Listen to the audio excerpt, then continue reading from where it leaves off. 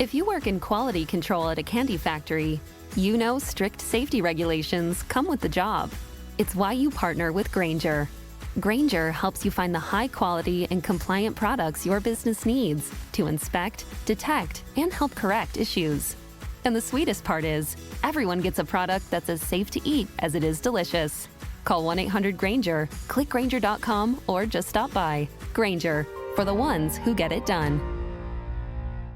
It's time for the VSiN Daily Morning Bets, so let's dive right in. We are starting in Indianapolis. We've got a Game 3, Pacers, Cavs. Indiana is up 2-0 on the series and going home.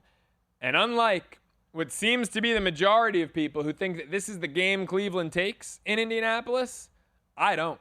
I think Indiana money line is the move. You can get them right now, plus $1.40, the best price on the market I'm seeing. The spread was hanging out around 2.5. Now it's up to 3 at some spots, including right here at Circa. Best money line price I found on Indiana, plus 140, and I'm taking it. Not the 3 points, the money line. I love the way that the Pacers combat Cleveland. I love the way they match up in the backcourt, on the bench, right? Cleveland's strength all year has been their depth, having DeAndre Hunter, a Sixth Man of the Year finalist, and then Ty Jerome, as good a seventh man as you can ask for. Well, Indiana, the guards just never stop, right? Obviously, you have Halliburton leading the way, and then you've got, name your combination of Nembhard, Nesmith, Mathurin, McConnell.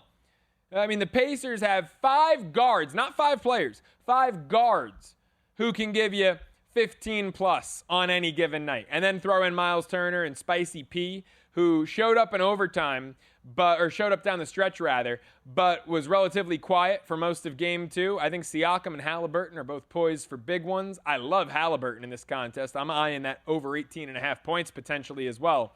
Give me Indiana money line plus $1.40. In the nightcap, OKC, I'm gonna, instead of laying 5 points at minus 110, I'm going to lay 5.5 at even money with OKC. That's the available price over with our friends at ProfitX, and that's what I'm going to take on the Thunder.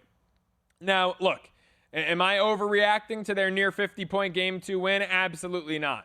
But I think it's more likely that the Thunder win this one by double digits than Denver wins it outright.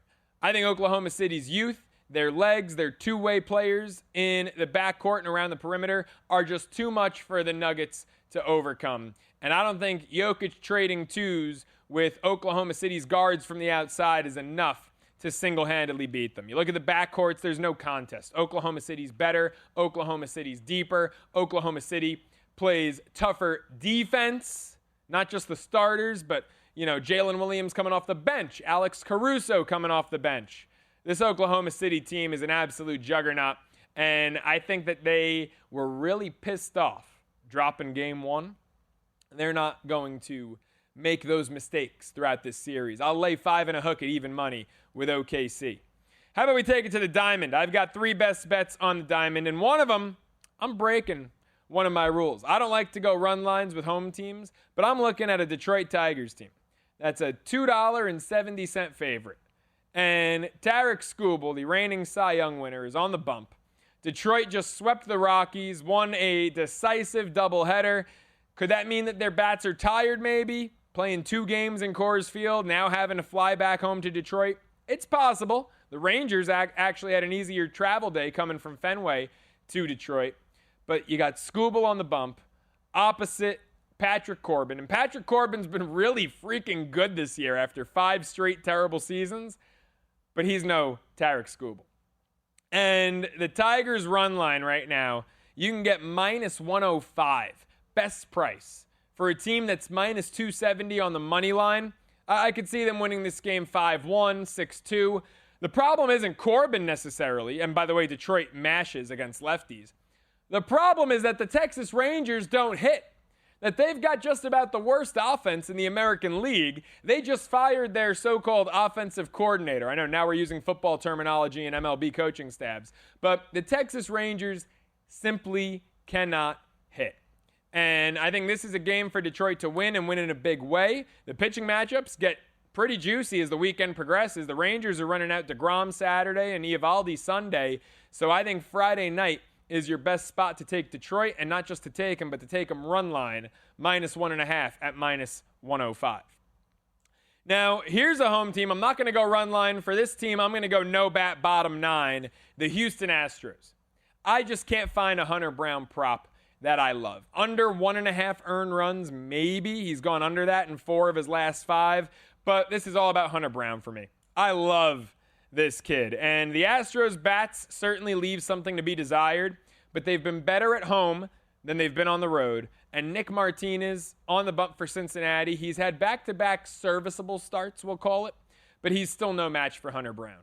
The Astros typically need to put up at least 4 or 5 runs to beat you. They haven't been winning a lot of low-scoring affairs. If there's one exception to that, when Hunter Brown takes the ball, the Astros can get away with winning a low-scoring affair. So I'm going to take Houston to not bat in the bottom of the 9th. Martinez on the bump for Cincinnati feels like a good spot for the Stros to get the bats going on their home field. -115 on that play.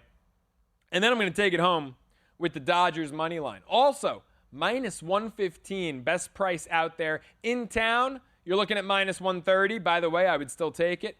Profit X, -115 was the last matched price in that peer-to-peer exchange market for the Dodgers money line at Arizona. First off, I love the angle of the Dodgers coming off a loss here, right? Losing game 1 in the series when they were pretty heavy favorites with Yamamoto on the bump. I think it's a big wake-up call, especially because Arizona has the advantage in terms of starting pitching matchups, 2 of the final 3 games here. This one, they don't. Sasaki's been really consistent lately. Had some rocky starts to kick off his career here in the States. Since then, he seems that he's settled in. He's composed himself better.